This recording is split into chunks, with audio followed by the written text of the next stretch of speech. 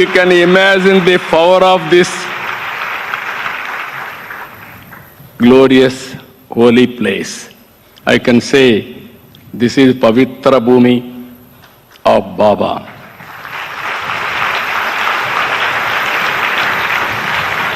Now it is our responsibility to take this Siddhantam to the global community for global happiness, prosperity and also peace. Jai Sai Ram, Jai Bharat, Jai Telugu Talli.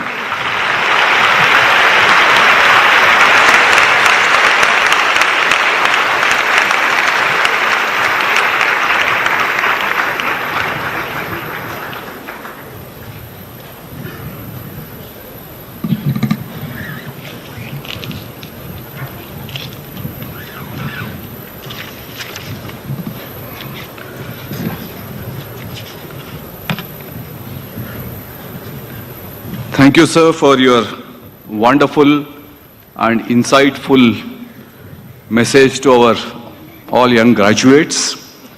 I'm sure every one of them is inspired by your inspiring talk.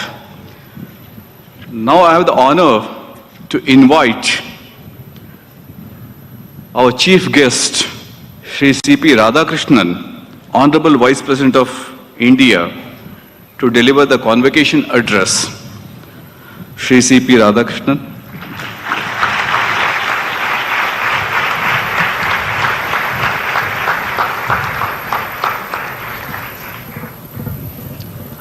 I touch and salute the holy feet of Bharat Mata, the most powerful and the most merciful.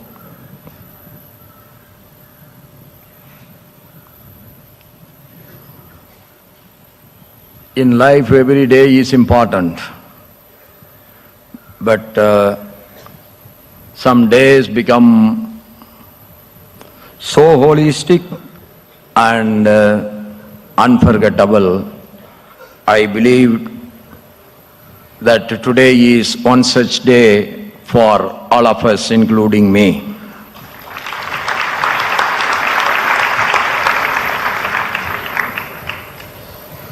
On the 44th Convocation Ceremony Day of Sri Satya Sai Institute of Higher Learning on 22nd November 2025, the dignitaries who are sharing the dais with me, the People's Chief Minister of Andhra Pradesh, Sri Nara Chandrababu Naidu Garu, the Chancellor, Sri Satya Sai Institute of Higher Learning, Sriman K. Chakravarti ji, Honorable Minister for HRD, IT, Electronics and Communication, and also RTG, Government of Andhra Pradesh, the Dynamic Minister, Sriman Nara Lokesh Garu, the Member Secretary, Sri Satya Sai Institute of Higher Learning, Public Charitable Trust, Sri R.J. Ratnakar, my colleague and my Principal Secretary from Vice President Uparashtrapati Bhavan, Sriman Amit Kareji, the Vice Chancellor, Sri Satya Sai Institute of Higher Learning, Professor Raghavendra Prasad ji, Member, Sri Satya Sai Institute of Higher Learning, Public Charitable Trust, Dr. V. Mohan, and Member, Sri Satya Sai Institute of Higher Learning, Public Charitable Trust, Sriman S.S. Naganad, and the ministers from Andhra Pradesh State Government, the graduates, the faculty members, professors, teaching and non-teaching of our university, dear parents, and the August gathering here. I say first my namaskar to everyone. It is a privilege to be here on this day of the 44th Convocation of Sri Sai Institute of Higher Learning. Why I said it is unforgettable day? Every day we do our duty. sometimes mechanically, sometimes most devotedly. Today is one such day that we are doing all our work so devotionally and dedicatedly we are doing. The reason is you are not only the graduates who are getting their degree today. The character and the discipline, what has been designed in your heart, injected in your heart and brain, the character that has been built by all our professors and the university and Bhagavan Sri Satya Sai Baba's blessings, that what I am seeing today is that India is going to be 2047 the number one, as it is mentioned by our Chief Minister, because I have seen a dedicated, disciplined graduate sitting in front of me.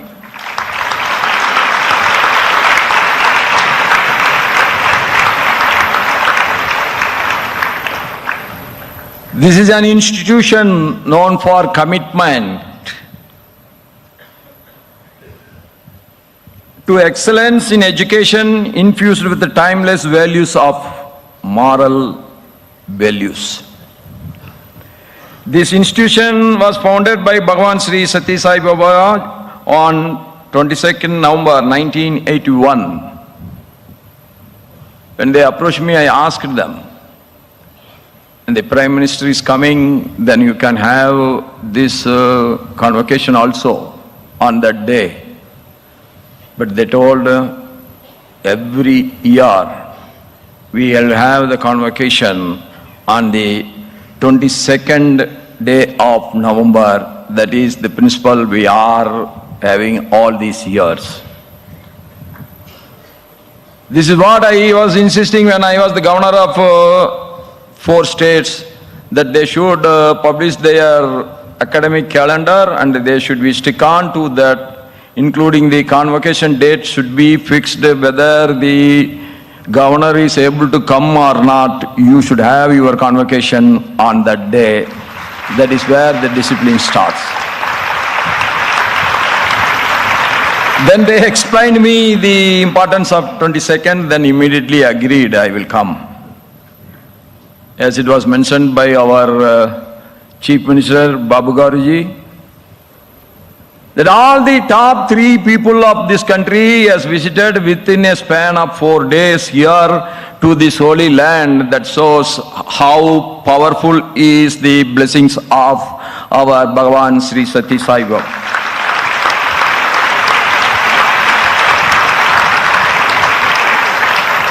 Our Bhagavan Satya Sai Baba had a vision to create leaders who would serve the society with selflessness, integrity and excellence. When Lokesh Garu was telling, inviting all of you to join politics, then you are overwhelmingly giving a big clap. That shows that you are going to be the leaders of India in the future also.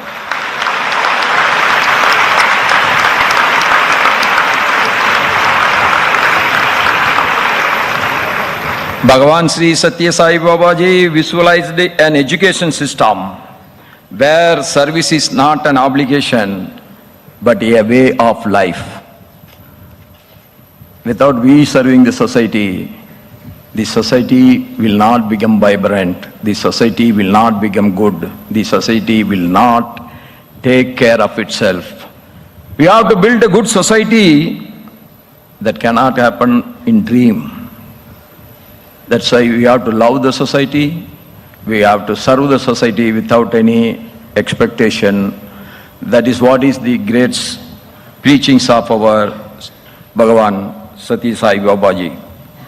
The spirit reflects in every aspect of this university. That's what I have seen, the discipline what I have seen. I have never seen in a university, the students, the graduates were sitting so long on the floor without a murmur.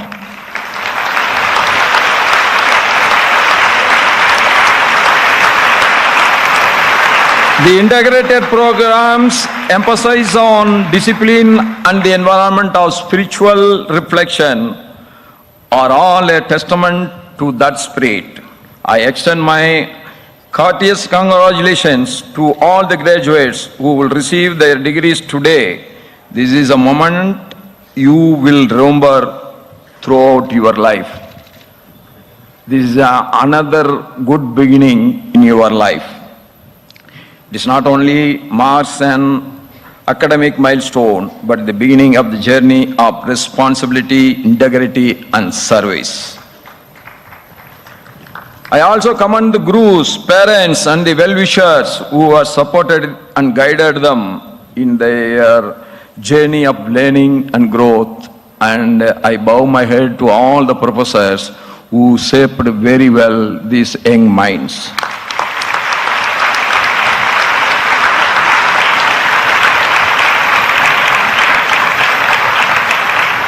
This institute which imparts not only knowledge and skills, but also character and wisdom.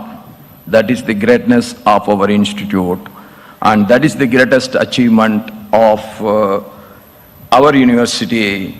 It also has a spiritual ambience where one learns to respect and appreciate religions and traditions. Every religion is for only one thing, that is to shape you with the discipline and devotion. God is one, but we got every right to worship the God as we like, as anybody likes. Nobody should interfere with the other. They got their own freedom to worship the God as they like. I understand that the institute has excellent facilities and laboratories for research, sports facilities, planetarium, and great learning environment. And this is the only institute, I think, where all the students get their education totally free. That makes your mind to serve the society.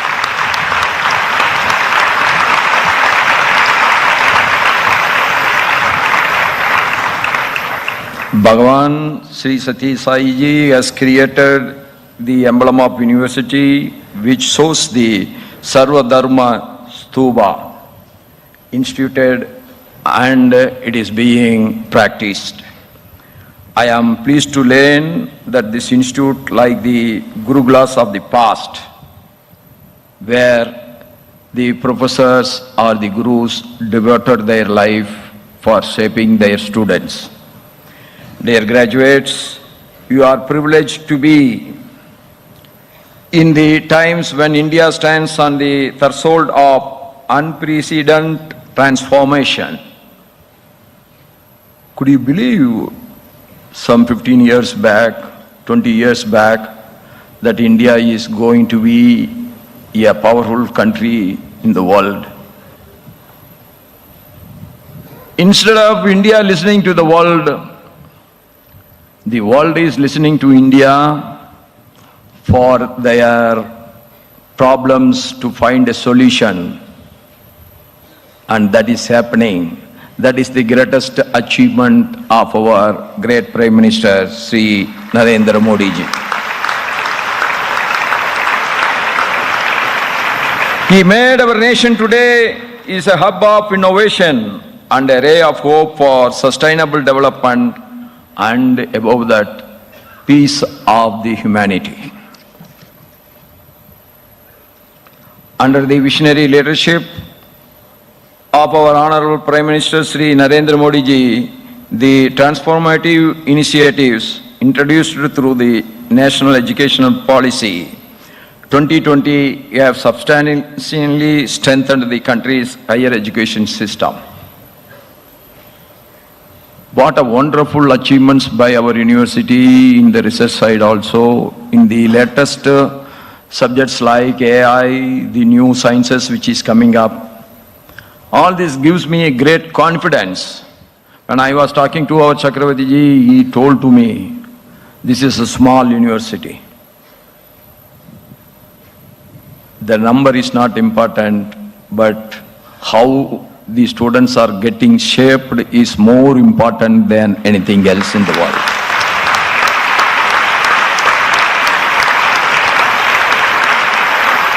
Because you are going to be the ambassadors, not only within the country, but you are going to be the ambassadors of India, the spiritual country, with the blessings of Bhagavan Sai Babaji, that you are going abroad and you will be an ambassador. Your discipline will show that India is a great country. It's not that your economic power alone will decide everything. Yes, we need economical power. What for we need economic power? That is very simple. Our economic power should not be dictating terms to others. But we need economical power for what? That nobody should dictate terms unnecessarily to us. That is where the success of a good society, good country is lying. And you are belong to that generation that I appreciate all your talents, I appreciate all your dedication, I appreciate all your involvement in your studies that is going to guide you in the future also.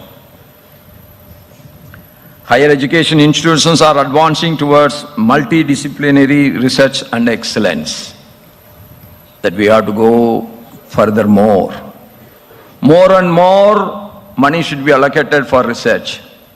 Research is one area, nobody can quantify it. Okay, I invest this much, the result will come this much. That is not possible. But who can decide? The money allocated should be spent only for research, that is by the students and the head of the research team.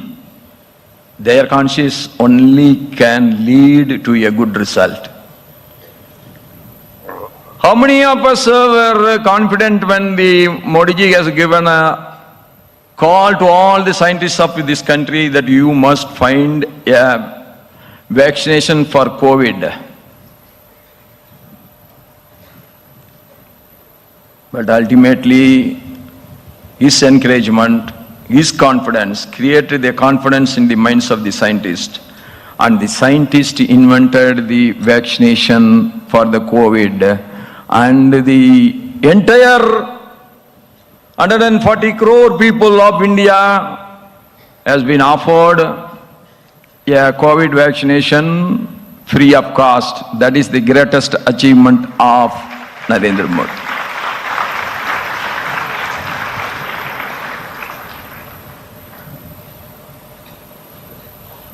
Touching the feet is very common in our country because we want to pay our respect to our elders. This is not the custom in the foreign countries.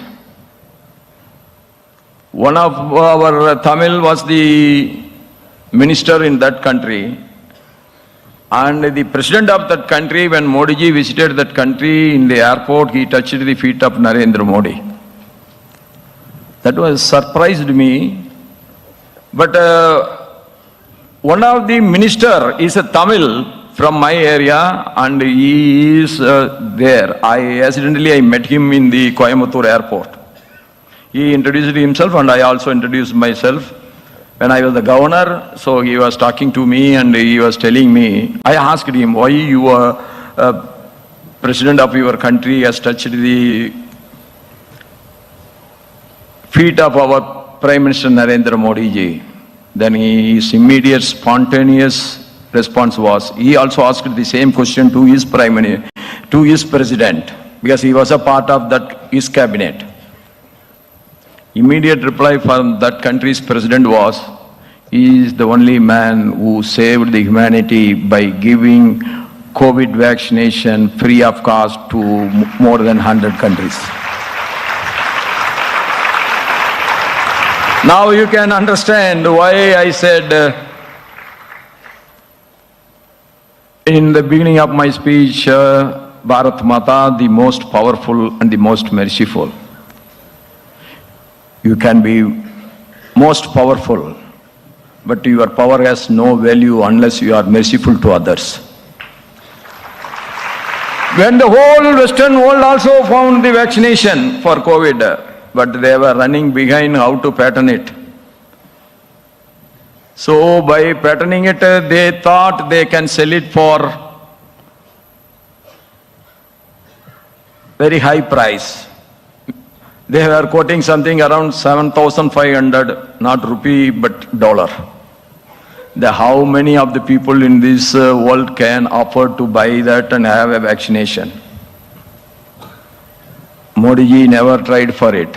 We should not encourage the society when it is in a critical condition. Rather, we should serve the society when it is really in need of it.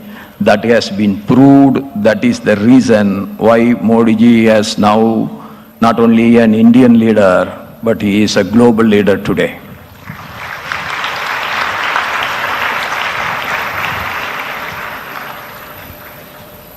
The holistic faculty development programs, significant investment in infrastructure and the adoption of digital tools have collectively improved the quality of teaching today. Everything is available by touch of a button. When we were in the schools, there is not many blackboards were not there. There is no windows. Where I have studied in my 6th, 7th, 8th classes, the whole thing is open. So when the rain comes, we have to take all our bags and we have to put it on a wall, the partition wall, so that all our books will not get wet. So I am telling this, from that day, we have come to this day that we are the 4th largest economy of the world today. Yes, we want to become the first economical power of the world. So the entire world's humanity will be taken care by one single country, that is Mother Bharat.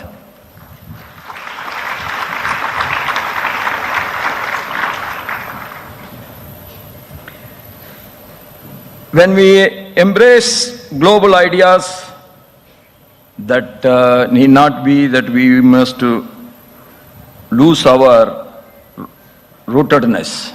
That is not necessary. You take Japan. Japan has one of the most developed economy of the world today, but still they are following their culture. They are preserving their heritage. So modern development need not to be get confused that by destroying our good values, old good values, then only we can become modern. That is not. Definitely it is not. Change is the only constant factor. Yes, we all agree on that point. Changes for the good should be always adopted.